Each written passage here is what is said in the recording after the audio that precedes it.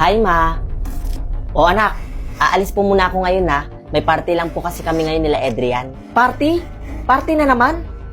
Eh di ba kakaparty nyo lang ng isang araw?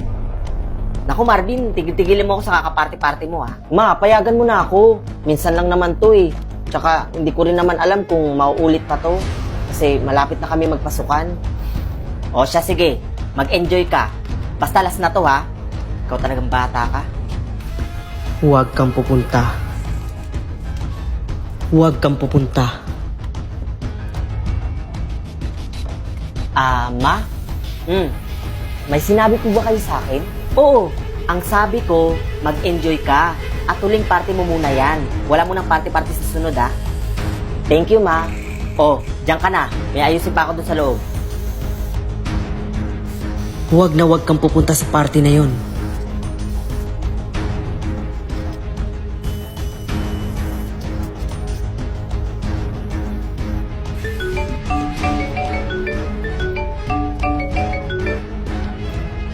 Oh, Ma. Bakit po?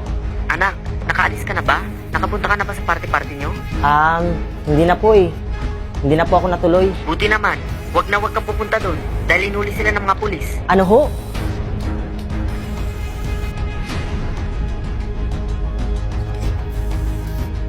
Bunso? Marvin? Oh, kuya.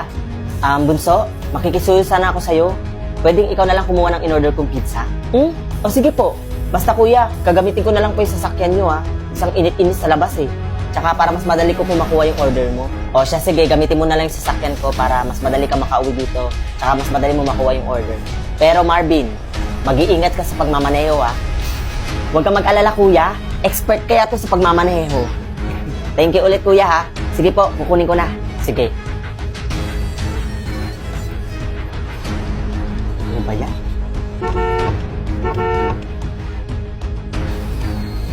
Apakan mo yung brake. Ano yun? Ang sabi ko, apakan mo yung brake. Ay, Diyos ko, yung sasakyan nagkabanggaan. Buti na lang yung isang sasakyan dun, hindi nadamay. Naku, kaya nga Mare, muntik na nga lang eh. Kuya? Kuya, alam mo ba? May naririnig akong kakaibang boses. Boses? Boses saan? Hindi ko kasi ma-explain kung ano to eh. Basta naririnig ko siya sa isip ko. Boses? Ayan, party ka kasi ng party.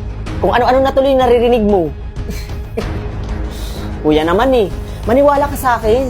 Nagsasabi talaga ako ng totoo. May naririnig talaga akong kakaibang boses sa isip ko. Na parang binabalaan niya ako sa mga pwede kong gawin. Diyan ka na nga, may lakad pa si kuya. Magpahinga ka kasi, huwag puro party-party. Kung ano-ano tuloy naririnig mo.